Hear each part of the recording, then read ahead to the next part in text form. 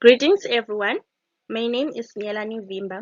Today I'm going to give you a presentation titled Rubric as a crucial tool for assessing and evaluating teaching in agricultural sciences.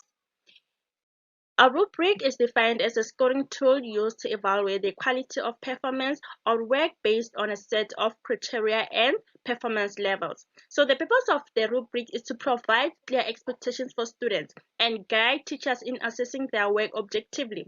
So one might ask themselves on how are students going to know what is expected of them? So the rubrics are given to the students before or on the very same day that the work is given to them. Okay, so these rubrics are important to us because they provide clear expectations for students, meaning that they outline what is expected, helping the student to understand criteria for success. They also facilitate consistent and fair assessment, meaning that they ensure uniform grading and fairness in evaluating all student work. Okay, so they also help teachers to provide constructive feedback, meaning that they help the teachers to pinpoint the strengths and areas for improvement, aiding student growth. Lastly, they encourage self-assessment and reflection, meaning that these rubrics they encourage the students to assess their own work, promoting learning and accountability. Here we have an example of a rubric. So a rubric is made up of different components. Number one, the first component is the criteria, which is a specific aspect that is being assessed. In this case, in our example, our criteria here are here on the first column. These are the aspects that are going to be assessed. In this case, we are going to assess the group participation. We are also going to assess the eye-catching creativity display. Okay, so we also have the level of performance. The level of performance is the description of achievement levels. In most cases here where we have the points, you might find uh one saying it's excellent.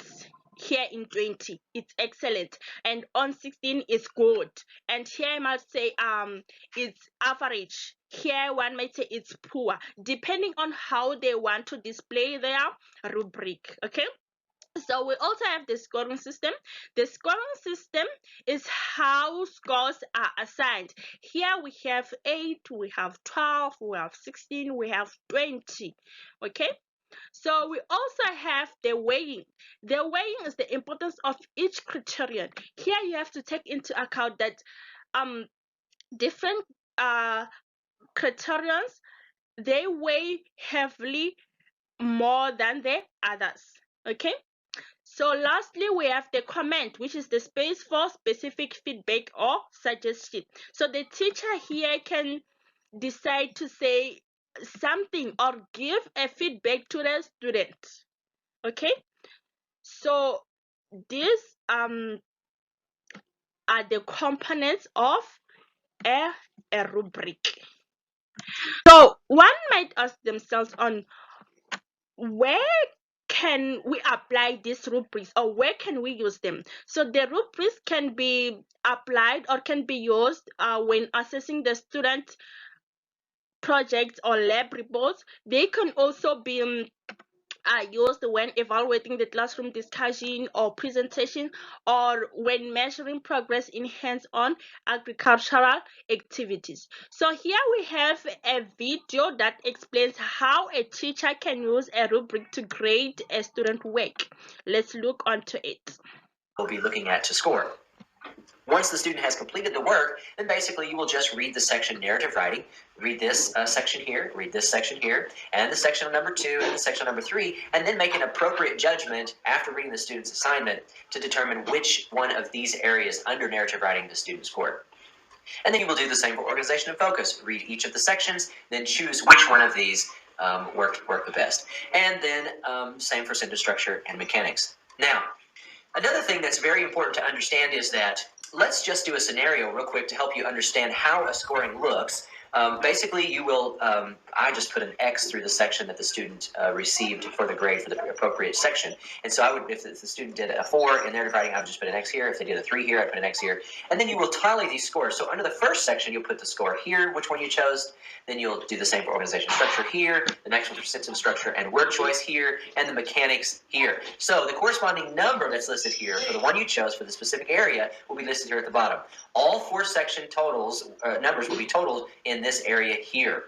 Then you will divide it by a total number of 16 to get your percent. So, in conclusion, rubrics play a crucial role in assessing and evaluating teaching in agricultural science. They promote fairness, transparency, and consistency in grading, ultimately enhancing the quality of education in the agricultural field. So the educators should explore and integrate rubrics into their teaching practices for improved assessment and instructions. Thank you.